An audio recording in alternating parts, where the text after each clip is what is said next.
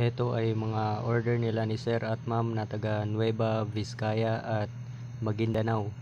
Ito ay pinadeliver ko na sa kanila sa LBC at sa GNT para makaabot doon sa kanilang lugar ang kanilang mga order na Trispico medallion at mandagat amulet at dalawang paper amulets na panlagayan sa wallet at itong rainbow leglay amulet. Ito ay ginawa ko ng keychain para ilalagay na lang sa kanyang